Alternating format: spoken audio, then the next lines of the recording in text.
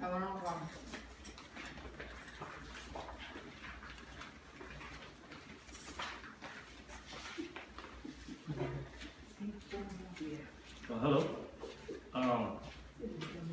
Throughout the history of the United States, the Second Amendment has been one of the most debated issues in America. Gun ownership has two very strong sides, with abundant examples and findings that favor each opposing side.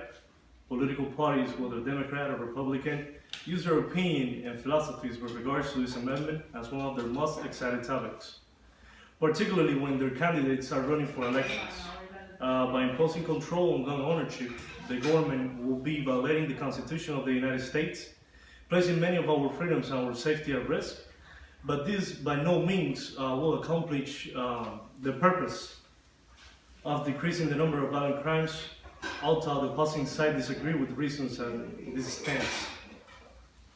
One might object here that we need to abolish the Second Amendment and eradicate gun ownership by private citizens on the basis that it will help reduce the number of fatalities caused by firearms.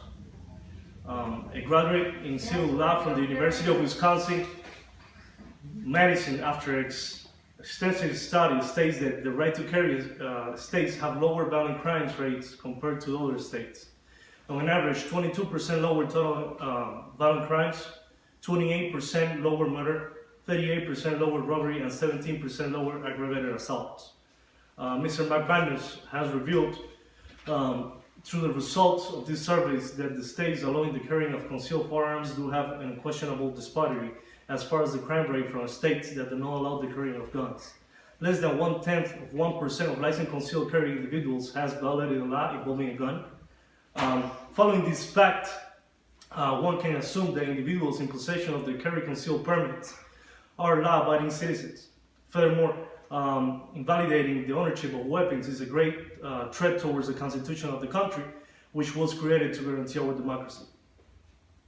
Many of the studies that have been conducted in the attempt to come to an intelligent solution are vague when it comes to specific details, making it practically impossible to come to an intelligent decision. Smugglers target foreign tourists who don't have guns. A carry concealed weapon law allows law-abiding citizens to routinely be licensed to carry their guns. The result has been low crime rates. As stated by Ms. Brunet, the carrying of concealed weapons will lower the crime rate in the long run as felons' fear of being confronted by a weapon grows higher. To recapitulate on the fact that citizens in possession of a weapon for home defense do have helped stop uncountable situations of armed assaults. In this article, I cited one quote from an extensive study by two professors in criminology in the state of Florida University, Gary Clark and Mark Gertz.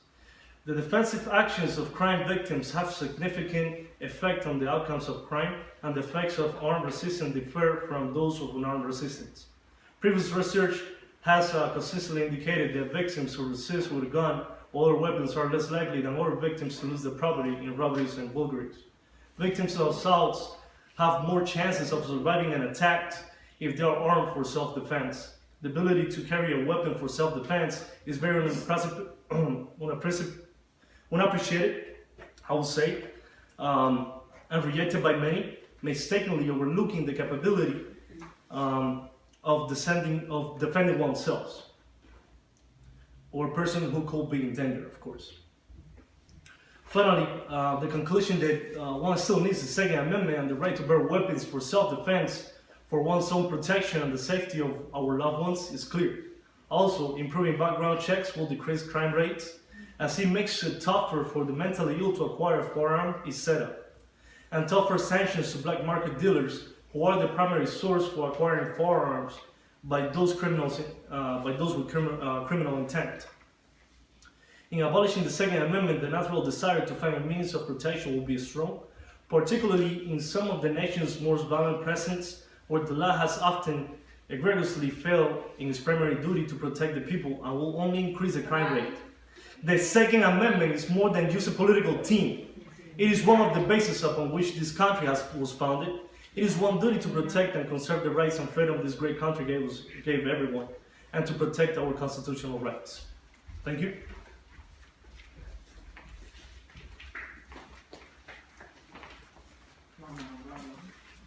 Bahasa Inggris.